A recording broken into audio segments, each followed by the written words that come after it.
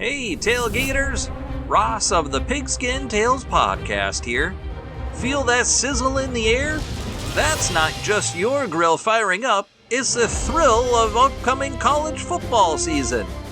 Get your game day gear ready with Home Field, the premium collegiate apparel brand out of Indianapolis. They're serving up super comfortable, officially licensed apparel with unique vintage designs from over 150 colleges. It's like a buffet of team spirit. Just like your secret barbecue sauce, Home Field digs deep for flavor, unearthing unique logos and mascots from each school's history.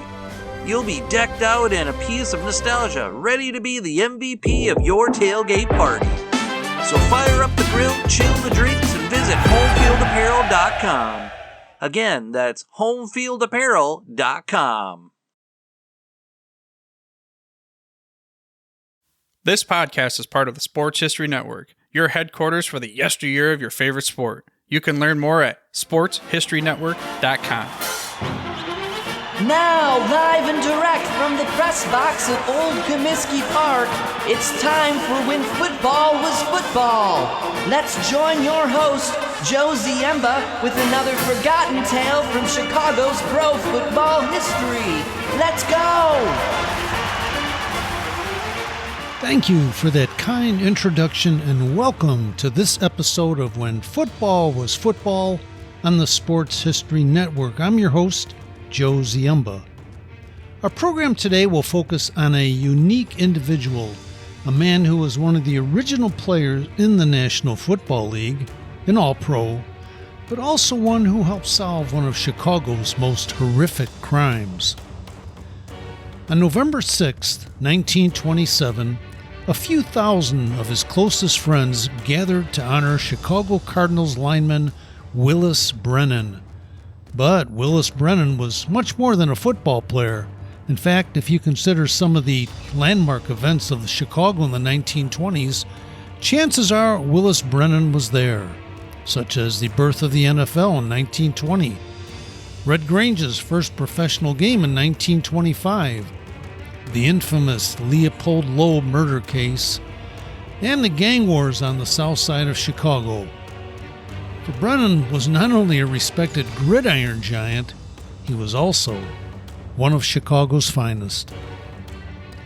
Being a full-time policeman while playing both ways for the early Cardinals was never an issue for Willis Brennan. Born on February 12, 1893 in Chicago, Brennan grew into a fortress of a lineman at 6 feet tall and 214 pounds, small by today's standards, but a monster over 100 years ago. Brennan loved sports and excelled in football, but was not destined to shine on a collegiate gridiron.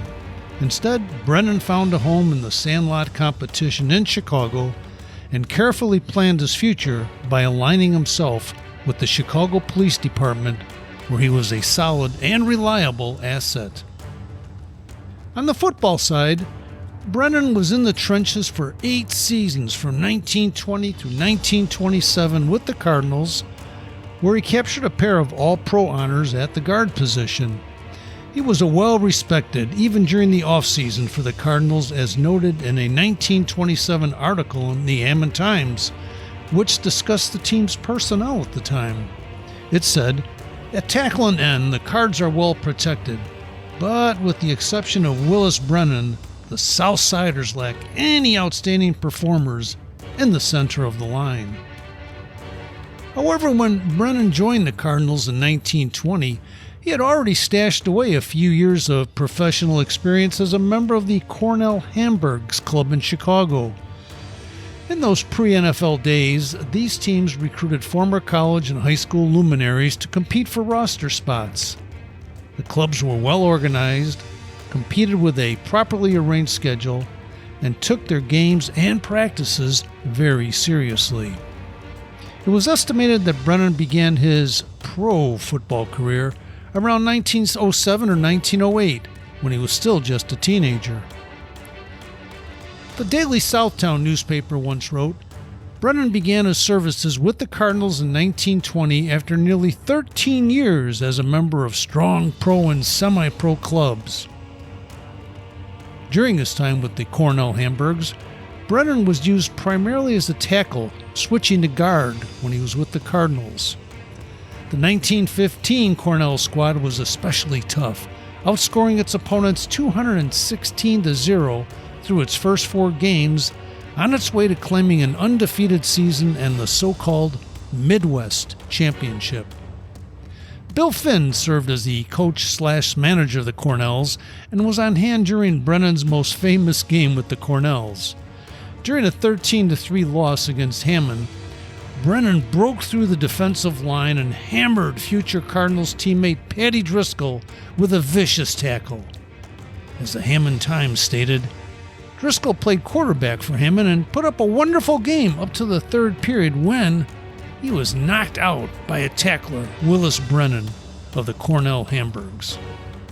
Well, apparently Driscoll took a few minutes to recover from Brennan's on-field assault, and then suddenly and surprisingly booted a 55-yard drop-kick field goal.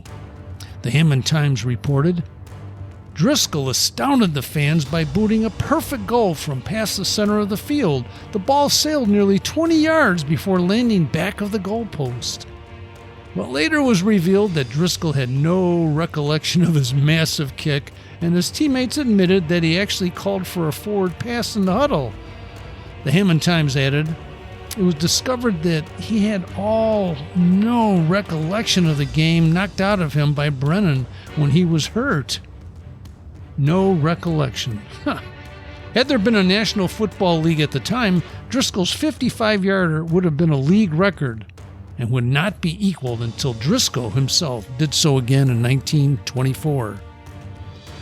By the time Brennan joined the Cardinals in 1920 for the inaugural season of the American Professional Football Association, Chris O'Brien managed the Cardinals and recruited the best players from around the south side of Chicago. A full schedule was prepared, the players were placed under contract, and O'Brien even surprised his club with new uniforms, according to reporter Rocky Wolf of the Chicago Tribune, but the players were a bit apprehensive, the Tribune said. Chris O'Brien gathered the Cardinals together and gave them uniforms, any of which were precisely like the others. The boys objected. They were unaccustomed to the fragrance of new wool and were fearful somebody might accuse them of using perfume. That was the soon-to-be NFL in the 1920s.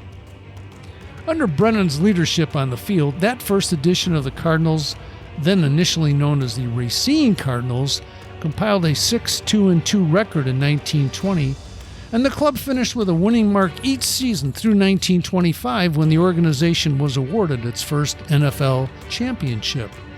By 1927, however, Brennan was thought to be the oldest player in the league at the ripe old age of 34, and he was about to call the day with his football escapades. And that brings us back to the big celebration for Brennan on November 6, 1927. Perhaps the rigors of NFL travel were getting to Brennan, if not his age, when he faced off each week against challengers more than a decade younger in one of the most difficult jobs on the gridiron. Back in the 1920s, remember, there were no jet planes, so the team played in New York or Philadelphia on a Sunday, and then there was a stampede back to the train after the game so that the players could arrive back in Chicago after an all-night train ride to report back for their real jobs on Monday morning. Anyway, on November 6th, the Cardinals hosted a wonderful tribute for Brennan to honor not only his 8 seasons with the Cardinals, but also his 20 years overall as a player. The Chicago Tribune noted, 7,000 friends and admirers of Willis Brennan will gather in Normal Park to honor the veteran Cardinal lineman at the completion of his 20th year of professional football. A testimonial of the esteem in which he is held by his friends will be presented to Brennan immediately before the game against the Green Bay Packers. Preceding the contest, there will be an automobile parade from 37th Street in Wallace, the headquarters of the old Cornell bunch, to the park. Although the game with the Packers ended in a 6-6 deadlock, Brennan would then finish out the season with 5 more contests, 4 on the road, as the struggling Cardinals completed the season with a 3-7-1 record in league competition. His NFL legacy was already entrenched before the Packers game, as the Southtown Economist marveled. During his years of service with the Cards, Brennan has been rated as one of the best guards in the league. He is fast and aggressive despite his age and understands the game thoroughly. But as his football career was easing away, Brennan continued to be a valuable resource for the Chicago Police Department, and accolades followed him on that side of his life as well. He was cited for numerous accomplishments, such as helping to quell a jail riot in 1919, assisted in the identification and capture of 3 individuals in a high-profile murder case in 1920, and capturing elusive murderer John Scheck in 1933, who was accused of fatally shooting a police officer inside a courtroom. Here's what happened. A gun had been smuggled into Scheck's jail cell, and he used that weapon to launch his attempted escape by shooting a policeman who had been stationed inside the courtroom and then attempting to flee the building. Willis Brennan was inside the building when he heard both the shots and the shouts of alarm and immediately spotted the assailant. As Brennan, still utilizing his football quickness, lunged at Scheck, the gunman stopped, aimed his pistol at Brennan, and slowly squeezed the trigger. Nothing. As Brennan moved to immobilize Scheck, the gunman fired the gun 3 more times at Brennan. Nothing. Well, maybe it was the luck of the Irish, but Brennan successfully subdued Scheck, who was later electrocuted for his crimes. Scheck had run out of bullets and out of luck when he encountered a determined hero that day by the name of Willis Brennan. The capture of Scheck prompted an all-out war against crime in Chicago, which eventually led to the conviction of 213 defendants, according to the Chicago Tribune. During this time, Brennan had been working as a detective with the state's attorney's office and helped uncover a massive fraud in 1940, where he utilized both his detective and football skills to solve the case. After reports were received that a large dairy company in nearby Cicero might be stealing, in quotes, city water, Brennan noticed a mysterious pipe that routed the incoming water away from the city meter.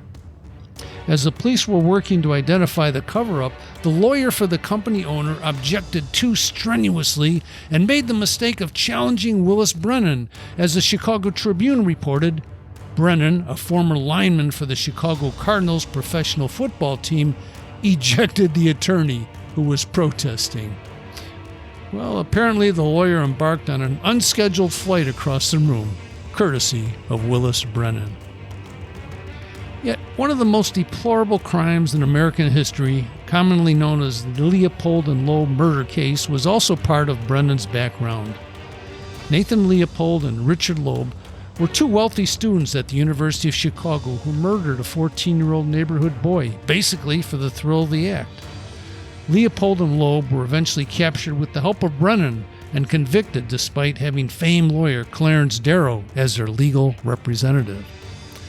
The Chicago Garfieldian explained the role of Willis in the apprehension of Leopold and Loeb. It said, "Among the many clues that were found to help convict the 2 youths was the rented car the youths had used in the murder.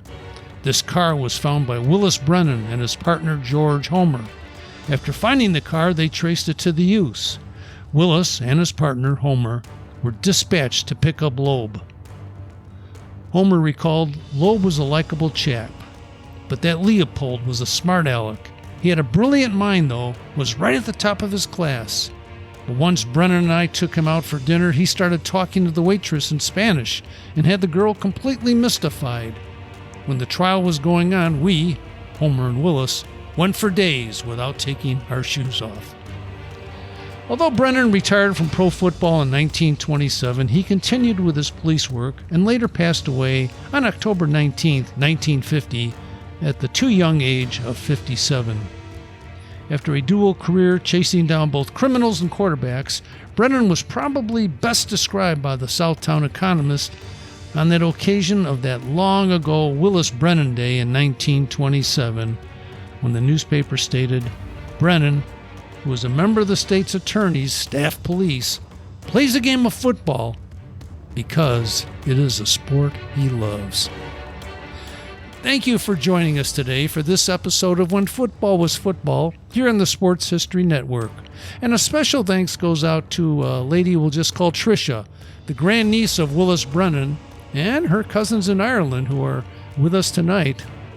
Tricia contacted us through our Chicago Cardinals Facebook site for information about Willis Brennan, and her request led to this program about Willis Brennan. Thank you, Tricia, and thanks again for being with us here on When Football Was Football. This podcast is part of the Sports History Network, your headquarters for the yesteryear of your favorite sport. You can learn more at sportshistorynetwork.com. Hey there, sports history fan. Hope you enjoyed another nostalgic episode here on the Sports History Network.